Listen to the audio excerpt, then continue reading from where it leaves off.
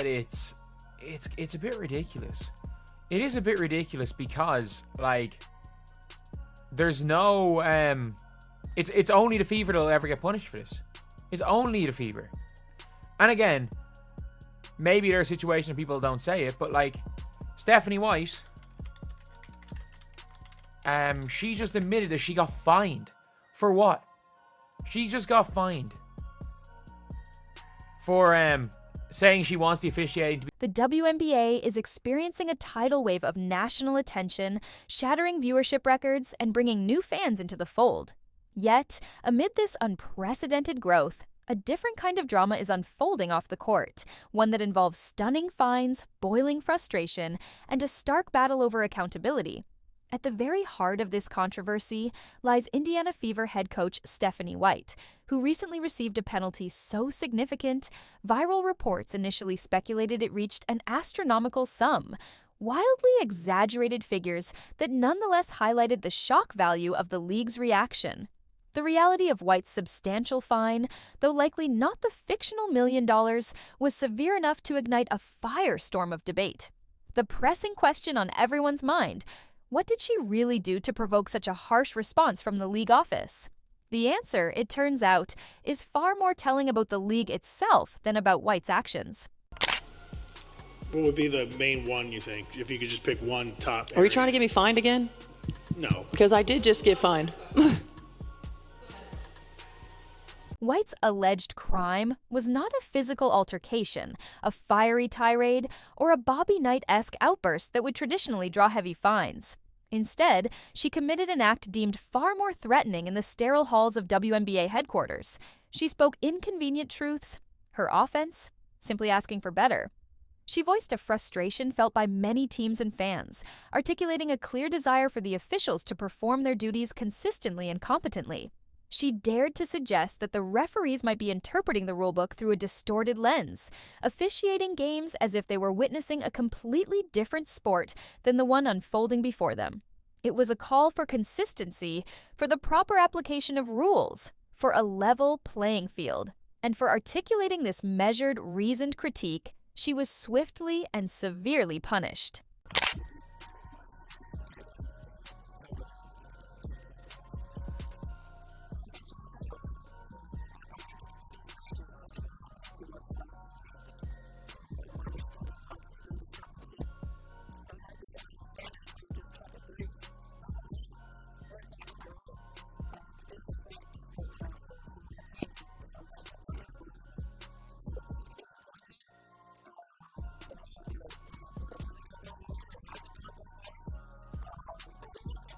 The league's response was not one of collaboration or even acknowledgement of potential issues. Instead of addressing the concerns raised by a respected coach, the WNBA reached for the bluntest instrument in their toolkit: the fine. They penalized Stephanie White as if she had committed a grievous offense, demonstrating a stark preference for silence over dialogue. It was a crystal-clear message, sent not just to White, but to every coach, player, and member of the media covering the league. Criticize the officiating, even politely, and you will face financial retribution. This heavy-handed approach, prioritizing the suppression of dissent over transparency and accountability, doesn't just stifle conversation. It actively harms the perception of fairness and the integrity of the game. It broadcasts a deep-seated reluctance to accept honest feedback and improve the very foundations of competition. This gotta stop, bro. So Caitlin Clark's coach has just been fined over $1 million after this altercation she had with the ref that's going viral, and the WNBA thinks that she crossed the line and is fining her $1 million, which we all know is more than her salary. You're gonna tell me she's gonna lose $1 million for that? The WNBA is just Let's be unequivocally clear. Stephanie White did not go rogue in the traditional sense. She wasn't lobbing personal insults or resorting to crass name-calling. Her actions were those of a coach advocating for her team and her players in the face of what she perceived as consistently poor officiating. She did what coaches are expected to do: hold the people responsible for enforcing the rules accountable when their performance falls short and directly impacts the outcome and flow of games. Heaven forbid someone points out that the officiating has been as inconsistent as a toddler's bedtime routine or that the calls lack any discernible pattern. Yet, for this act of reasoned advocacy, for daring to suggest that officials should be held to a standard of competence, the league hit her with a punishment designed to silence, revealing a system seemingly more invested in maintaining an illusion of perfection than fostering genuine fair play. Sure you? Nobody gives a fuck that you got fined. I can guarantee you that. Nobody gives a shit that you got fined. You got fined, so now you go into the post game and you don't defend your players, you don't stick up for your players, you don't address the clear physicality going on with your team compared to every other team. The clear hand checking that goes on to your star player compared to other star players. Now we're headed in the cloud. The core of this escalating tension, the reason White and others are voicing frustration, lies in the widely perceived state of WNBA officiating itself. Numerous observers and participants have noted a troubling lack of consistency that makes the game frustratingly unpredictable. Blatant, obvious fouls are allegedly ignored, while minimal or phantom contact draws immediate whistles. The officiating has been described as governed by vibes rather than the rulebook, creating an environment where the application of rules feels arbitrary and bewildering. Fans are left wondering if they'd get more reliable calls from a coin toss or a magic 8-ball. There are reports of hand-checking going uncalled, players being pushed and grabbed without whistles, while a player making only light contact immediately draws a foul. This abstract interpretation of the rules diminishes the sport and raises serious questions about who holds the officials accountable for this apparent chaos. And she got fined for making comments about the officiating. And there's a reason why this got deleted from the Fever's official press conference. There's a reason why this got deleted from the Fever's press conference. So she called out teams being overly physical in Game 2. So then in Games 3 and 4, they just hacked Caitlyn, and the WNBA made a point to not call anything on Caitlyn. They made a point to not call anything. They actively made it a point. After Stephanie White came out and said, we're being they're allowing them to just shove us. We need to expect that the referees aren't going to give us anything. And then she goes, after she says that, they made it a point to not call fouls on Caitlyn. Perhaps the most visible example fueling this officiating debate is the situation surrounding Caitlin Clark. With the league under an unprecedented spotlight thanks to her phenomenal popularity, expectations were high for the officiating crew to match the moment. Instead, the opposite seems to have occurred. Reports suggest Clark is being subjected to an extraordinary level of uncalled physical contact. Opponents are accused of getting away with plays that look less like basketball defense and more like tactics from a contact sport, shoving, elbowing, hip-checking, and bulldozing her with alarming frequency. Yet, paradoxically, whistles often remain silent during these moments of intense physicality. This don't make no sense, man. This don't make no sense. I think Stephanie White has had enough of all the bullshit going on in the WNBA. This dynamic creates a shocking double standard. Blatant fouls against Clark are routinely ignored, while she seems to draw ticky-tack fouls for minimal contact or when she simply tries to play through or defend herself. The narrative quickly flips, and she is suddenly flagged for offensive fouls or perceived overreactions. It's a stark display of apparent bias that not only affects the game's flow, but also puts Clark's safety at serious risk. She is reportedly taking a brutal, constant physical pounding subjected to contact that, if called consistently, would dramatically alter the game. Observers watch in disbelief as she hits the floor after hard contact, only for the referees to seemingly freeze like statues, whistles glued to their lips. What exactly has to happen to get a foul called against her? A WWE-style suplex? A potential season-ending injury requiring a stretcher? The league's apparent reluctance to call these obvious fouls, while being quick to whistle Clark for minor infringements, is a major point of contention and directly contributes to the frustration voiced by coaches like White. Stephanie White, I guess in one case it sort of lets her off the hook for not having challenged the foul on Lexi Hull on the drive into the basket by Sabrina Ionescu that allowed her to shoot the free throws that essentially clinched the ball game. I did not know this, and I think what really got me thrown off was, and I tried to find the clip to that play because the CBS announce team said Stephanie White's got a challenge left. All right, when that foul took place, CBS said she's got a challenge left. Well, it didn't matter. In this climate, the league's decision to fine Stephanie White feels less like a necessary disciplinary action and more like a desperate attempt to control the narrative by punishing the messenger. Instead of investigating the root causes of the perceived officiating problems, the lack of consistency, the missed calls, the concerns about player safety, they target the individual who brought them to light. It's a classic case of shooting the messenger, blaming the coach for pointing out the fire started by questionable officiating.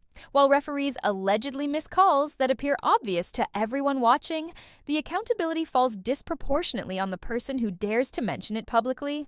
This bureaucratic, seemingly illogical approach makes the league office seem detached, perhaps operating within a soundproof echo chamber, convinced that the biggest threat to the WNBA's burgeoning success isn't inconsistent officiating, but the voices that dare to criticize it. Stephanie, the offense sucks. With Caitlin Clark in the lineup, the offense sucks. Without Caitlin Clark in the lineup, the offense sucks. The only time this offense has looked good in the past year has been the second half of last WNBA season. This offense sucks. Bad, garbage, basura, throw it away, flush it down the toilet. Drop it off at a bus stop and never. This heavy-handed response vividly illustrates a league seemingly more preoccupied with maintaining a pristine, sterile public image than addressing the messy, imperfect reality of live sports. In their desired utopia, everything is presented as flawless. Players are seemingly invincible, and referees are portrayed as infallible divine beings whose judgment must never be questioned. Pointing out obvious missed calls, questionable interpretations of the rules, or glaring inconsistencies isn't seen as constructive criticism aimed at improvement. It's treated as sacrilege, an act that threatens the carefully crafted facade of perfection. The league appears to prefer its coaches to be compliant figures in a meticulously choreographed PR show, not passionate advocates willing to speak uncomfortable truths about fairness and transparency. When a coach voices frustration, not out of malice, but out of genuine concern for the game and her players, the response isn't dialogue or investigation. It's immediate, punitive action. Because in their eyes, preserving the illusion of flawlessness is paramount, even if it means ignoring the cracks in the very foundation of the game. I'm not even going to talk about the foul situation because those refs fucking sucked. And I'm not just saying the non-calls for the Fever, just the calls in general. There were calls against it. I don't understand how some things are fouls in the WNBA and then some things aren't fouls. You got hand checking, you got pushing, grabbing jerseys, and then you got someone lightly touching somebody. And it's a foul. It's like, wait, that's a foul? The attempt to enforce this level of control seems almost absurdly exaggerated. It paints a picture of a league environment where any deviation from approved behavior could be met with bizarre, disproportionate penalties. The transcript's speculation about laminated emotion regulation charts, arbitration for raising an eyebrow, or a lifetime ban for showing empathy feels like dark comedy. Yet it underscores the perceived atmosphere of rigid, joyless bureaucracy the league might be cultivating. It suggests a level of control so tight that it threatens to strip the passion and genuine human emotion from the sport, potentially turning coaches and players into cautious, robotic figures, terrified of stepping out of line, lest they face arbitrary and severe punishment. That was not underneath the basket. That was hard to see. The back-to-back. She had her back to her. It was in the open area. At least two of the refs, if not three of them, should have seen that foul. Caitlin pointed to it. They still didn't blow their whistle. She goes over there. And she played on the ball. She clearly was not letting her arm. Adding another layer of complexity to this situation is the broader context of rapid growth and internal dynamics within the league. The unprecedented attention brought by Caitlin Clark, while overwhelmingly positive for the WNBA's visibility, has reportedly created tensions behind the scenes. Some established players are alleged to resent the intense focus on Clark, feeling their contributions over the years have been overlooked. Public comments from some figures, like Brittany Griner's controversial remarks about new fans, add to a sense of underlying friction. This chaotic mix of rapid growth, internal politics, and intense public scrutiny likely contributes to an environment where the league might feel pressure to exert control wherever it can, leading to overreactions like the fine against Stephanie White when she speaks out about a sensitive topic like officiating. All of the established stars in this WNBA constantly, quietly, privately complain to their coaches and to their team executives about Caitlin Clark getting way too much attention and way too much credit for the exploding TV ratings. The attitude I sense from so many other older WNBA players seems to be, what do we, chopped liver? It's not just her driving these ratings. What have we been doing all these years? Sorry, ladies, but compared to her drawing power, you are chopped liver. You're just going to have to accept that she, and she alone, is driving the ratings way above what all of you together were able to generate before she first set foot on a WNBA stage. Despite the league's apparent attempts to silence critical voices and enforce obedience, the willingness of figures like Stephanie White to speak out is essential. Being fined for defending her players, for advocating for consistent rules, and for challenging what many see as poor officiating standards is not only unfair to White, but deeply embarrassing for the league's public image. It highlights a system where accountability for officials seems minimal, while accountability for those who critique officials is swift and severe. White's bravery in risking punishment to illuminate these issues isn't just commendable, it's vital. By sending up these flares, she and others are making it increasingly difficult for the league to ignore the smoke of controversy and the fire of frustration burning among players, coaches, and fans who simply want a fair and transparent game. It's unbelievable that the WNBA just refuses to take this W.